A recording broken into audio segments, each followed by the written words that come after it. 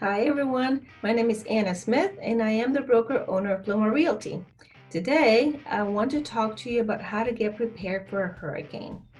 Now, whether this is your very first time experiencing a hurricane or you have lived in an area where there's hurricanes your entire life, these are very good tips and a very good reminder on how to get prepared.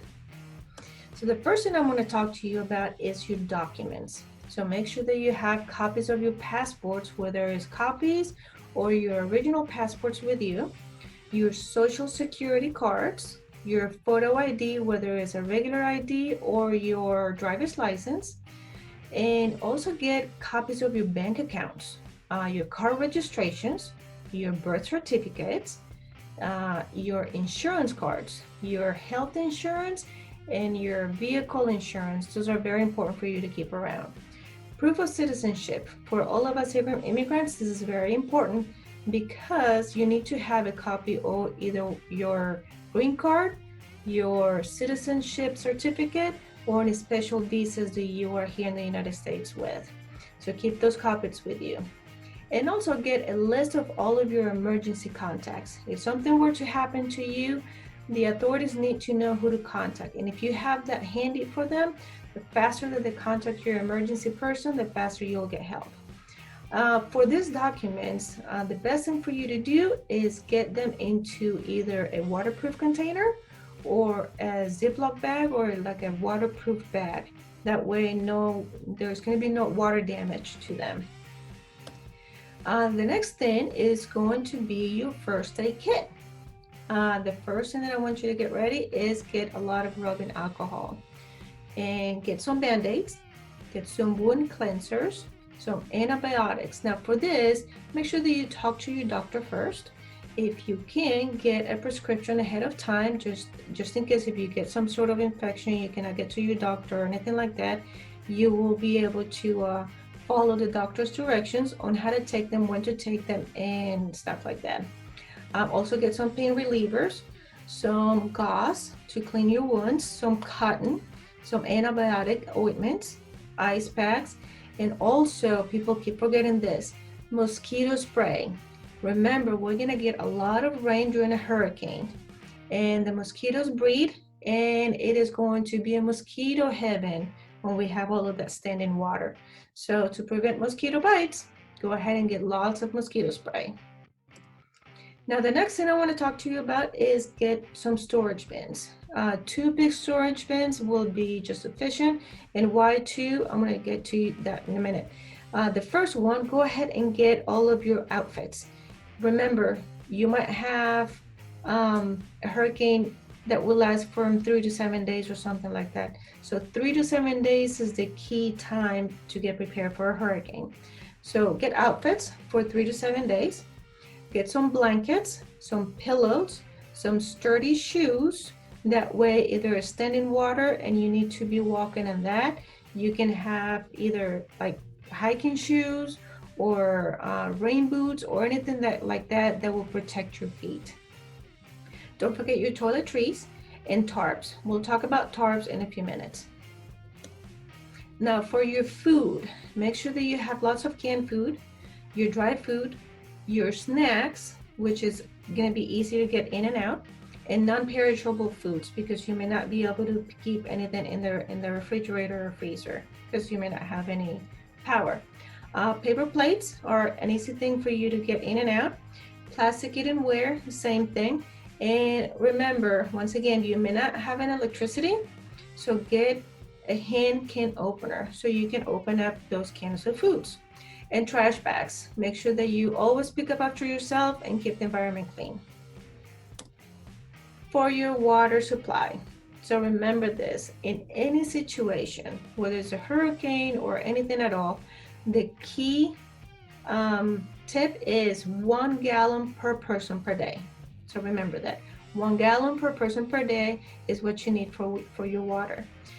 If you decide to stay at home and then you lose this water supply, whether it's from the city or your municipality or anything like that, and they cut your water off, before that, fill up your bathtubs with water, and that water is good for you to fill up, to flush your toilets and wash your hands. Now, beforehand, this is something that you can do today. Get some Ziploc bags or some plastic bottles and put them in the freezer. That way it'll keep your freezer and your refrigerator cooler for a longer period of time. Also, fill up some buckets around that you may have somewhere around the house, also to wash little things like your hands and utensils or anything that you need to be washed. And if you need to flush your toilets, just use that as well. For your babies and your elder family members, here's something very important. Make sure that you have enough formula or their special food, once again, from 3 to 7 days. Enough diapers for 3 to 7 days, their medications, and all their medical equipment. If they need to have a ventilator, if they need to have a nebulizer or anything like that, make sure that you bring them with you. And toys and games, because your little ones will get bored very easy and you should keep them entertained and happy. So for your toys and games, make sure that you bring like crayons or color pencils or board games, something that does not need to be powered by either electricity or batteries, because you're going to need to have your batteries for some of the important things. For your pets, make sure that you chip your pets. And within that chip, make sure that you keep the current information. So your phone number, your name, if you have moved, your new address and things like that. Because if your little furry pets decide to be wandering around and they get separated from you and somebody finds it, the authorities will be able to read the chip and then get reunited with your pet, with you and your pet. Bring enough food for them for 3 to 7 days again. Don't forget their medications, some toys, and their leashes and cages. So we'll talk about that, why is that important, in a few minutes. But don't forget the cage. So for medication, for all your medical needs, and this goes from your babies to the elders and for your pets. So make a list, and this is something that I want you to do, for one list for every single person in your family, an individual list. Ready? So get a list of all the doctors within that list. Write down all the doctors and their information and their phone number. For each person in your family, find out what is their blood type, because if they need to have a blood transfusion or anything like that, you need to know what blood type that person is. A list of all of their medical conditions, a list of their dietary restrictions, a list of their medications, and please make sure that you write down the schedule and the dosage. That way you can actually tell them, hey, so-and-so needs this medication at this time, please help us. A list of allergies as well. So with the allergies, write down what kind of allergy they have, the reaction, and how to treat it. And remember, this is something that you should keep for each person of your family and put it in the same bag of your documents. For the power, you may not have power for several days. This just happens. It is normal with the hurricane season. So get batteries, but please make sure that you get the batteries that you will need and end up using. Don't go and buy a bunch of batteries that you will not have any need for, because some of the people might need those batteries. So be conscious of your purchases. Get lots of flashlights and lanterns. Get lots of candles and lighters and matches. Also be aware and be cautious on how you use these candles. For your generator, it is always good to have a generator, but please, please, please use the generator outside only. Do not use it in your patio. Do not use it in your garage, because the fumes from the generator may cause death in your family if you keep it inside doors. So keep that in mind. Charging stations for your phones. It is very important, because you may not have power for several days, that you find these little charging stations for your phones. Your gas cooking stove or charcoal grill. So if you happen to get some food and you need to cook it, you will have something to cook it with. And gasoline and propane cans. So the propane cans might be for your little cooking stove or for some kind of lanterns or anything that you may need it for. And your gasoline for your generator, or to use it in your car if you need to leave and then go get something from outside of your house. So protect your house. This is something good that you need to do before the hurricane comes. Now, typically with a hurricane, you will have several days of warning. So as soon as you see that it's necessary for you to get your house prepared for the hurricane, start doing this. So secure all flying objects. You may ask, what is this flying object? A flying object might be anything that is laying around your house. Could be a toy, could be a planter, could be a swing, could be anything that you have laying down around your house that can be picked up by the wind and be thrown across the way.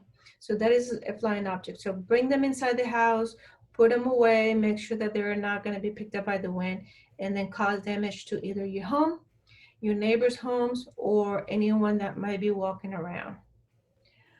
Bring all your patio furniture inside. That way there's going to be no damage. It's not going to be, once again, it's not going to be picked up by the wind and cause more damage. If you happen to have a pool, a really good tip is throw your patio furniture inside your pool.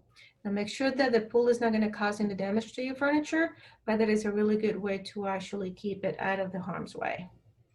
Also place your hurricane shutters in all of your windows and doors. Now, if you don't have hurricane shutters, get thick plywood and put them on your windows and doors. Now, a lot of people ask me why hurricane shutters. It's not just to protect the windows and the doors from being damaged, but it's also protecting your entire home from future damage, because the hurricane winds will come in through those openings, whether it's a door or a window, and then blow your entire roof from the inside out. And that will be a really, really big worst case scenario on your home. You don't want that to happen.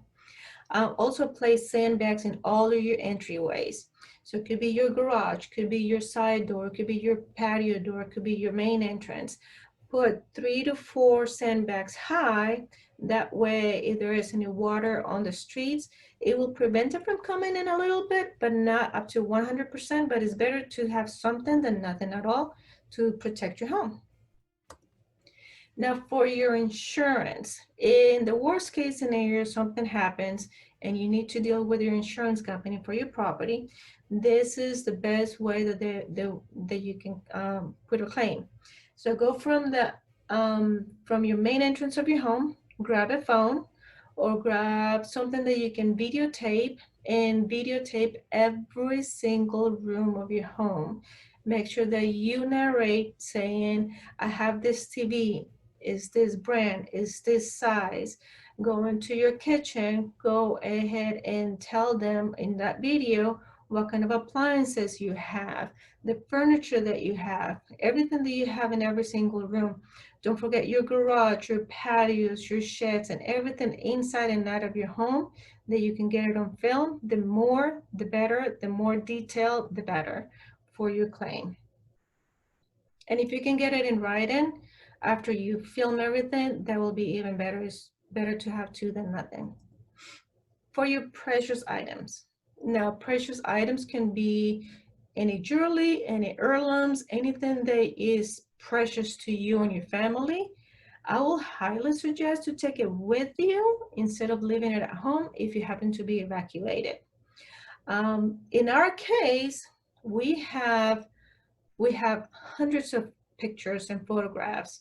Some of them are as old as 100 years old. So for that, what we like to do and what I like to do is get this big, huge vacuum bags, and I put all of those pictures in there. And I have hundreds of albums. So I put all of those albums in there and all of my pictures, I put them in there, vacuum the air out, and I put it above ground, just because what if you get a little bit of water, standing water inside your house, and it's just better if you keep it above ground than keeping it on the floor. So that is a really good way to protect your pictures or anything that is precious to you. Get those big, huge vacuum bags. Same thing with those vacuum bags. Get your computers, your tablets, your kids' Xboxes, or anything that is a little bit of an electronic that may cost you a lot of money. Put them in those vacuum bags, vacuum the bag out, and then put it above ground. It'll keep them safe and it'll keep them dry. For your evacuation zone, this is very, very important because they might start announcing that zone A need to be evacuated immediately or within the next few hours. So you need to know your evacuation zone. Not only you need to know your evacuation zone, but you need to know your evacuation routes.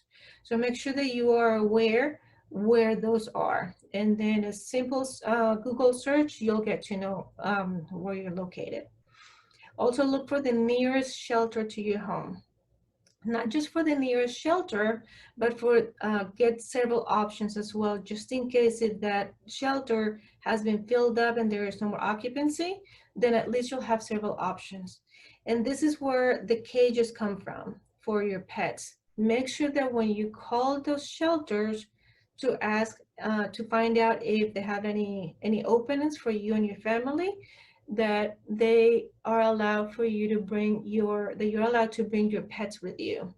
And the majority of times they are going to require you to keep your pets on a leash or in a cage. So as long as you have a cage and a leash, the majority of the shelters will allow you to stay in there. So that's why it is very important to keep a cage for your pets.